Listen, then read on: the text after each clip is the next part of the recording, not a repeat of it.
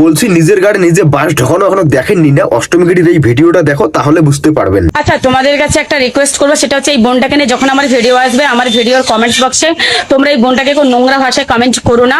অষ্টমী গিরি প্রতিবাদী টুম্পাকে নিয়ে একটা ভিডিও বানিয়েছে এবং অষ্টমী গিরি তার ফ্যান ফলোয়ারদের বলেছে যে টুম্পাকে নিয়ে কেউ কিছু বাজে কমেন্ট করবেন না। কিন্তু অষ্টমী গিরির ফ্যান ফলোয়াররা এতই লয়াল, এতই ভালো, এতই ভদ্র যে টুম্পার ভিডিওর কমেন্ট বক্সে না গিয়ে অষ্টমী গিরির এই ভিডিওর নিচে কমেন্ট বক্সে অষ্টমী গিরিকেই গালি দিচ্ছি। আর সব থেকে সেরা একটা কমেন্ট করেছে যে চিন্তা করবেন না, আমাকে একদিন সময় দিন, আমি সব কিছু প্রমাণ সহ আপনার বিরুদ্ধে এফআইআর করব।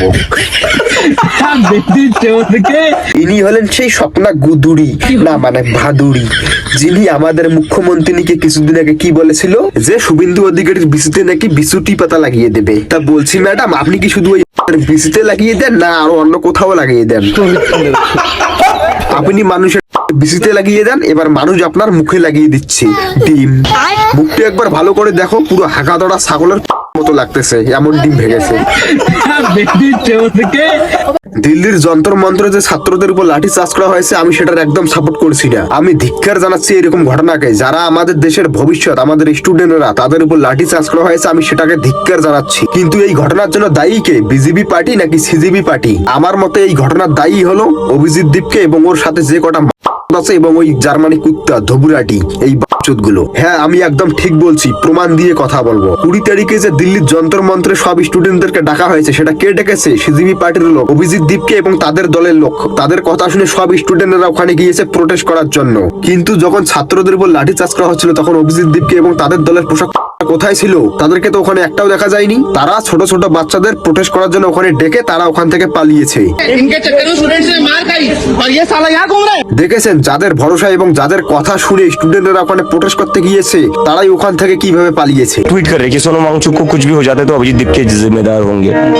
क्यों भाई? কিউ ভাই মতলব কি? তুই সবাইকে ডেকেছিস, তোর কথা শুনে সবাই ওখানে গিয়ে প্রোটেস্ট করতেছে। হ্যাঁ, পেপার লিক হয়েছে, সেটাকে আমি একদম সমর্থন করছি না। সরকারের এটা একদম ভুল হয়েছে, কিন্তু সরকার তো তাদের ভুলটা মেনে নিয়ে আবার রি এক্সাম করিয়েছে, তাই না? আর পেপার লিকটা তো আর এইবার প্রথম হলো না, এটা সেই সত্যযুগ থেকে হয়েছে। যখন তোদের সরকার ছিল তখনও হয়েছে, তখন তো ঠিক ছিলি বসে বসে। আর রি এক্সাম হওয়ার পর কিন্তু অনেক ছাত্র ভালো রেজাল্ট করেছে। দেখো भाई नीट में रिजल्ट का माहौल।